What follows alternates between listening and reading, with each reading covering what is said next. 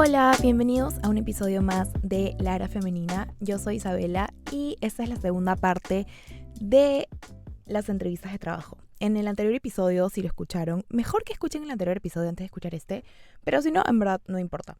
En el anterior episodio lo que hicimos fue hablar, y bueno, yo les contaba mis tips, los que me han ayudado a mí a tener un ciclo de entrevistas, por así decirlo, en buscar trabajo de manera exitosa. Entonces quería compartirles lo que a mí me sirvió desde mi perspectiva. Y el anterior episodio les comenté los antes o los preparativos, cómo prepararte para una entrevista de trabajo. Bueno, creo que cómo prepararte es muy arbitrario. Cómo me preparé yo y lo que me sirvió y aplicó a mí. También una cosa que creo que es importante mencionar, que lo mencioné en el episodio anterior, es que en el Perú tenemos muchísimas realidades y yo quiero reconocer, sin desmerecer claramente todo el esfuerzo que yo le he puesto a lo largo de mi carrera y en mi vida profesional, porque me he esforzado muchísimo. Tengo que reconocer que yo vengo de una situación privilegiada, como por ejemplo acceder a una educación privada, que es un privilegio en este país. No todo el mundo goza de ese privilegio y no te hace más ni menos aceptar que vienes de una situación privilegiada, porque claramente los consejos que yo les voy a dar responden a una realidad tal vez muy diferente a otros, pero yo no tengo ninguna duda de que esos consejos les van a servir a todas y a todos, ¿no? Porque sé que escuchan este podcast hombres y mujeres.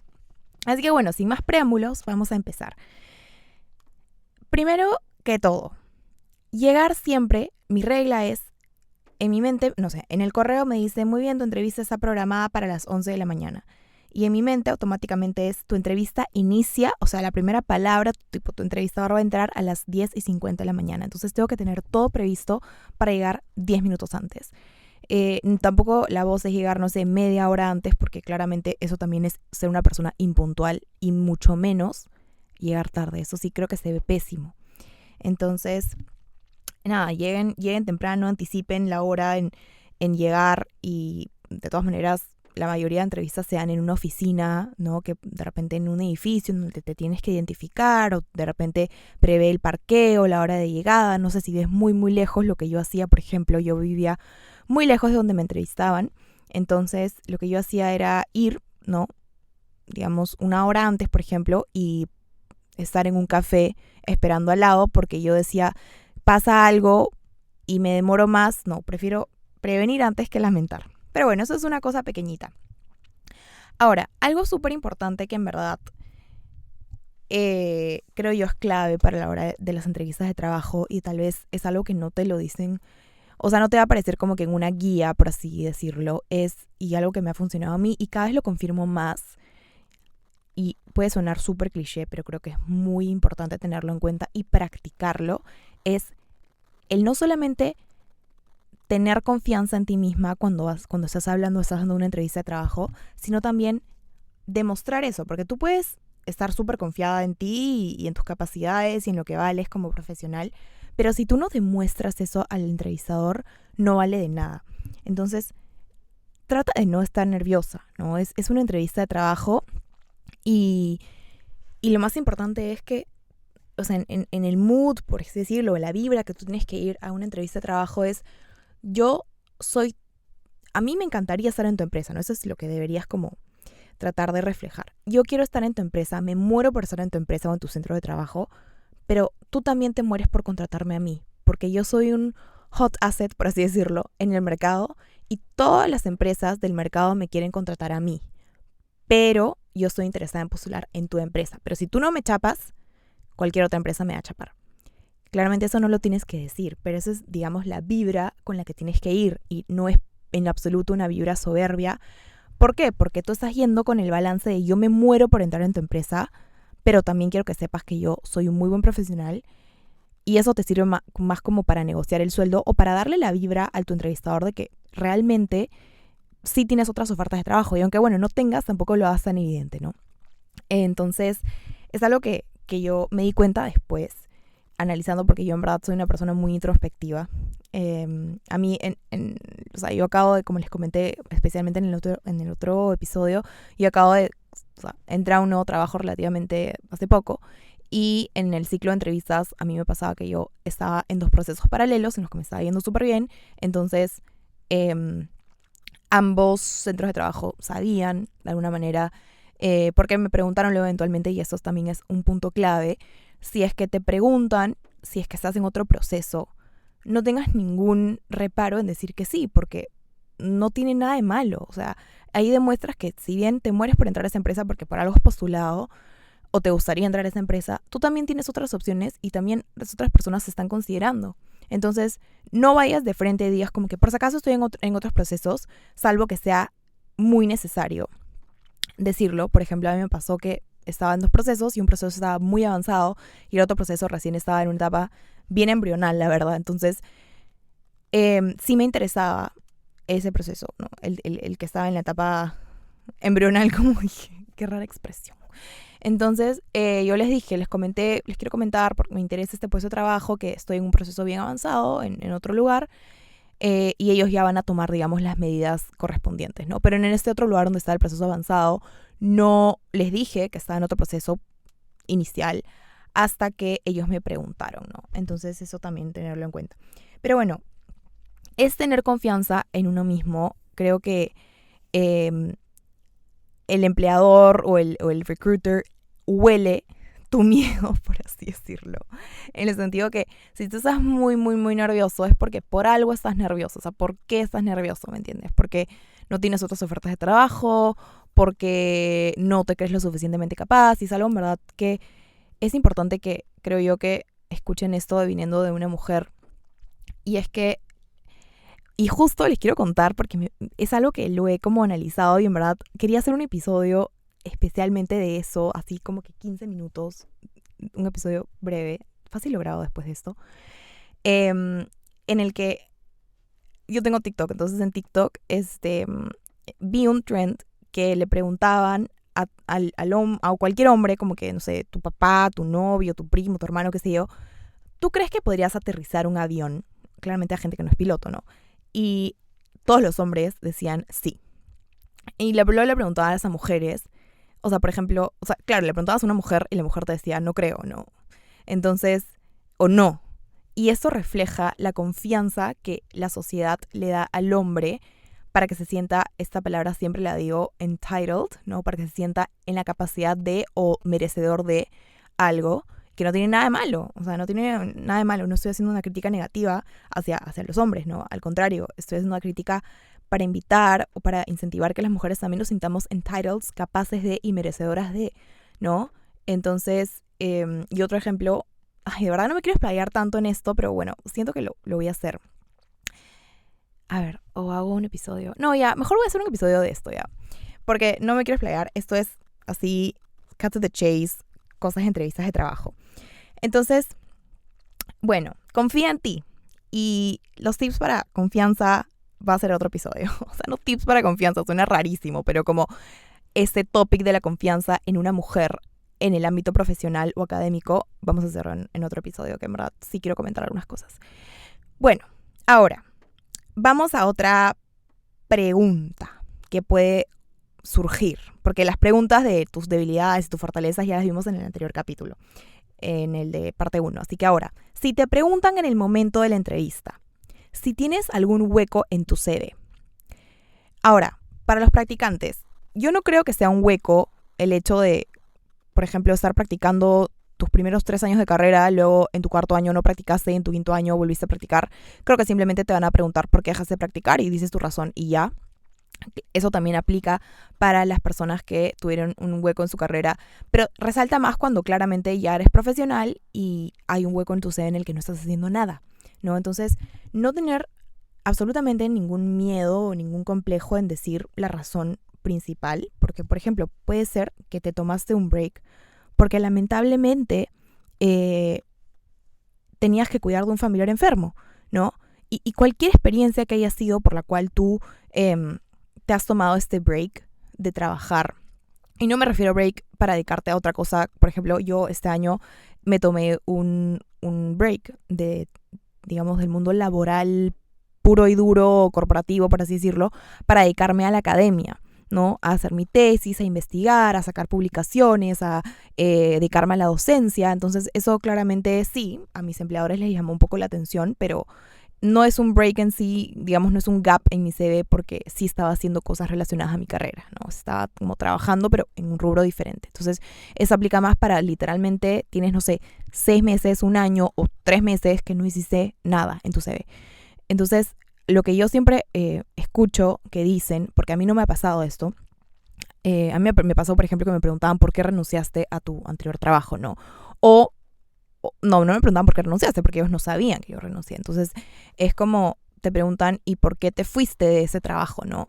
Y si es que tú renunciaste, yo sí recomiendo decir, bueno, yo tomé la decisión de renunciar por tal cosa. En lo absoluto recomiendo que nunca, en verdad, es mi opinión, yo creo que nunca debes hablar mal de tus ex empleadores, porque eso también dice mucho de ti. O sea, cuando tú hablas mal de alguien, también dice mucho de ti. Entonces, claramente creo que ningún recruiter o ningún posible empleador tuyo va a querer a una persona conflictiva, por más que no haya sido tu culpa el hecho que hayas renunciado. Y con eso no me estoy refiriendo, por favor, en lo absoluto a situaciones de acoso sexual o acoso laboral, etcétera. Eso no queda, digamos, en este ámbito, ¿no? Lo que yo me estoy refiriendo, por ejemplo, es, no sé, no vas a decir, pucha, porque me llevaba pésimo con mi jefe, era demasiado como que, no sé, exigente o era como que un pesado, me llamaba a las 11 de la noche para que le saque chamba rápido. O sea, esas cosas como que no las digas por más que las puedas pensar siquiera, porque se ve mal. O sea, dice más de ti que de la otra persona. Después, ¿no? Es el recruiter o el posible empleador que te está entrevistando puede decir, pucha, esta persona luego va a hablar así de nosotros, ¿no? ¿Quién sabe? Entonces, en verdad, evitar eso, ¿no? Evitar hablar mal de tus ex empleadores si es que tuviste una mala experiencia con ellos. Pero ser sincera, ¿no? Por ejemplo, sí, tomé la decisión de renunciar. O sea, si es que tienes la posibilidad de decir que renunciaste, ¿no? Claramente si te votaron, ¿no? Eh, Puedes, claro, ser sincera y decir, no me renovaron el contrato, no sé, por ejemplo, porque ya no había presupuesto, que no sé qué. O simplemente no dices, me votaron del trabajo, como que me renunciaron, si no dices, me despidieron, perdón, no encontré la palabra, me despidieron del trabajo, sino simplemente dices, no, bueno, no fue, cumplí mi ciclo en esa empresa y luego me dediqué a hacer tal cosa, ¿no? Yo creo que sería un poco inapropiado que el recruiter te pregunte, no entiendo, pero ¿renunciaste o te votaron? O sea, sería como muy invasivo y claramente yo siempre recomiendo ser sincera, ¿no? Y también de repente si es que te despidieron del trabajo, anticipar por qué, ¿no? Y frasearlo de una manera en la que claramente no te veas perjudicada. Pero siempre siento sincera, yo creo que las mentiras tienen patas cortas y se pueden descubrir rápido. Entonces, tal vez como diciendo, sí, me despidieron y aprendí tal cosa y me di cuenta que ese lugar no era para mí, ¿no? Pero bueno, a grandes rasgos, si es que tienes un gap en tu CV, no tengas miedo de abordarlo con sinceridad. Y lo más importante y lo que siempre escucho es, ¿qué aprendiste en ese gap que tuviste? Imagínate que decidiste renunciar a tu trabajo y dijiste, decidí renunciar y decidí irme un año a Tailandia a hacer yoga, por ejemplo, ¿no? Yo en verdad no creo que tenga nada de malo hacer eso. Me parece como, si una persona tiene el privilegio de hacerlo, increíble. Y claro, estoy dando ese ejemplo un poco exagerado porque es como que, ¿y qué hiciste, no? O sea, te fuiste un año a hacer yoga a Tailandia, entonces tú puedes decir, sí, me fui un año a hacer yoga a Tailandia y aprendí muchas cosas del choque cultural, aprendí nuevas culturas, se me abrió la mente, aprendí esto, y cómo puedes relacionar esas experiencias con habilidades que puedes usar en el puesto de trabajo, ¿no? Y, por ejemplo, si tuviste que pasar por la lamentable situación de cuidar a un familiar enfermo, puedes decir, aprendí valores y adquirí virtudes tales como la paciencia, la tolerancia, la resiliencia, ¿no? Que te pueden aportar de alguna manera al puesto de trabajo en el que vas a postular.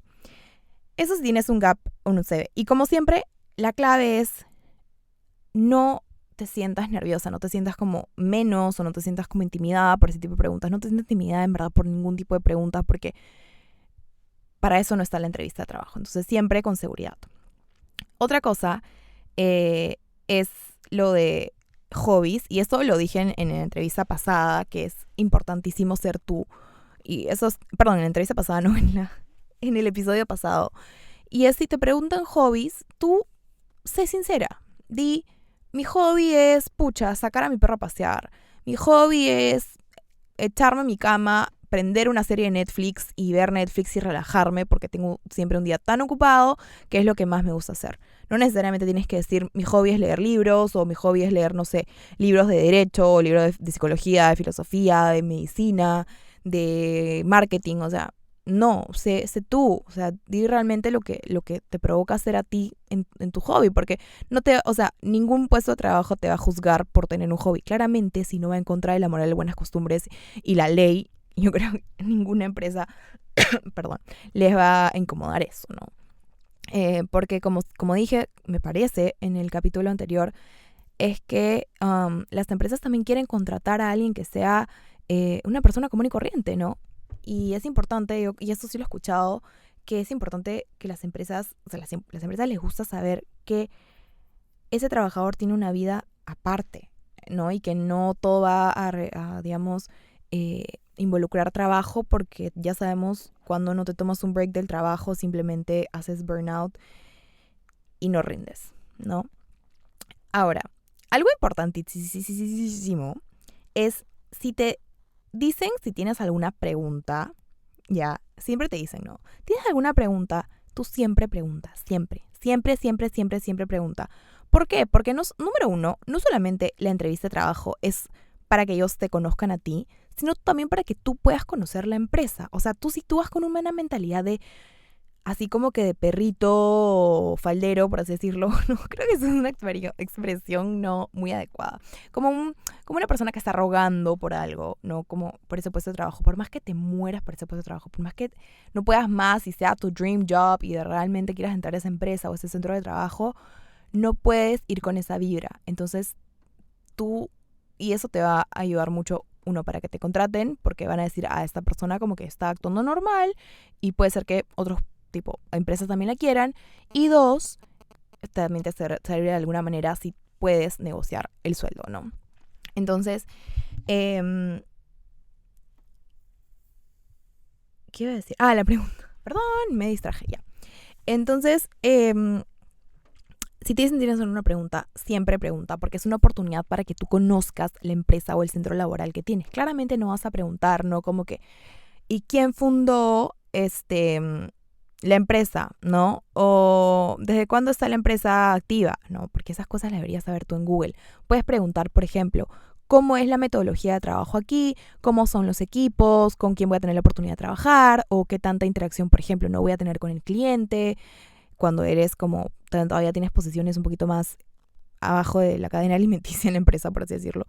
Entonces, ese tipo de preguntas, ¿no? Y de repente que los beneficios en una entrevista ya, no en la entrevista inicial, y beneficios también me refiero al sueldo, yo no recomendaría que tú preguntes en una primera entrevista sobre el sueldo o sobre, digamos, qué beneficios tendrías. Pero esto es muy circunstancial, esto sí tómelo con muchas pinzas, porque tú, o sea, imagínense, ¿no? Si solamente sabes que ese proceso de puestos de trabajo o de reclutamiento solo tiene una entrevista, claramente ahí también puedes preguntar, ¿no? Pero de repente en la fase inicial no preguntas eso, sino ya, no sé, por ejemplo, yo tuve 3 entrevistas en el lugar donde entré a trabajar. Entonces, en la primera y en la segunda, la verdad es que no discutí sobre el tema, recién fue en la tercera entrevista, pero eso fue algo muy personal. Y yo creo que cuando se dé el momento de preguntar sobre el sueldo, no hay que tener ningún reparo en decir cuánto quisieras que te paguen. Y otra cosa que sí recomiendo y que aprendí, porque mi prima que trabaja en recursos humanos me lo comentó, es, o sea, si te mueres por entrar a esa empresa, por ejemplo, y si no tienes manera de averiguar cuánto gana la gente ahí, porque siempre hay manera de averiguar, o sea, si es que conoces a alguien claramente, o de repente puedes ver como en el mercado cómo están pagando, no sé, por ejemplo, si vas a entrar a una consultora, cuánto están pagando las consultoras en este puesto, de repente, no sé, no sabes cuánto pagan en EY, pero sabes cuánto pagan en McKinsey, ¿no? O en PwC, qué sé yo. Si vas a entrar a un estudio, cuánto más o menos pagan los estudios de banda 1, banda 2, si vas a entrar a, no sé, una clínica a trabajar, cuánto paga esa clínica, de repente tienes a alguien que conoces que no trabaja en esa clínica pero en otra, entonces, en fin, en resumen, si es que no sabes exactamente cuánto van a pagar, porque a veces claramente los sueldos no son fijos, o sea, siempre puedes tener un aproximado, ¿no? Es decir, yo esperaría ganar tanto, pero está sujeto a negociación. Entonces, cuando tú dices está sujeto a negociación, es como que puedes esperar más o puedes esperar menos, ¿no? O sea, porque ¿qué pasa si, no sé, dices como que, yo quisiera ganar $3,000 y pero realmente te mueres por entrar a esa empresa y como que la empresa paga, no sé, $2,000, ¿no? Qué buen sueldo. Pero imaginemos, ¿no? Entonces, como que tú sí estarías dispuesto a trabajar por $2,000 porque de repente vas a llegar a tu sueldo target, que son los $3,000 en un tiempo. Entonces, pero si estás dispuesta a trabajar como un tiempo por los $2,000 o realmente estás dispuesta a trabajar por los $1,000, cualquiera sea la circunstancia, si solamente dices estoy dispuesta a ganar $3,000, de repente sí puedes como que cerrar la puerta de esa oportunidad. Entonces no se olviden de decir sujeto a negociación. Y bueno, creo que esos fueron los tips generales que tengo yo para entrevistas de trabajo. Sí quisiera hacer uno sobre la seguridad y sobre como el imposter syndrome que a veces tenemos. Así que creo que lo voy a hacer. No sé cuándo saldrá. No creo que salga después de esto porque creo que después de este ya tengo una entrevista programada para sacar. Pero de repente estará pronto en el podcast. Así que nada, en verdad muchísimas gracias por escuchar. Ojalá les sirva, aprendan algo. Si les gustó, háganmelo saber. Si no les gustó, también háganmelo saber. Yo no tengo ningún problema. En verdad yo me tomo las cosas como cero personales. En verdad he recibido mucho como apoyo, cariño y como buenas vibras con el podcast. Y en verdad yo lo estoy haciendo para nosotras, ¿no? Y se vienen entrevistas muy cool. Mañana justo tengo una que estoy muy emocionada porque es una persona como muy especial en mi profesión y que todos podemos aprender demasiado porque yo he aprendido mucho de ella. Pero bueno, nada, en verdad les mando un abrazo a todas, a todos y les deseo una súper linda semana.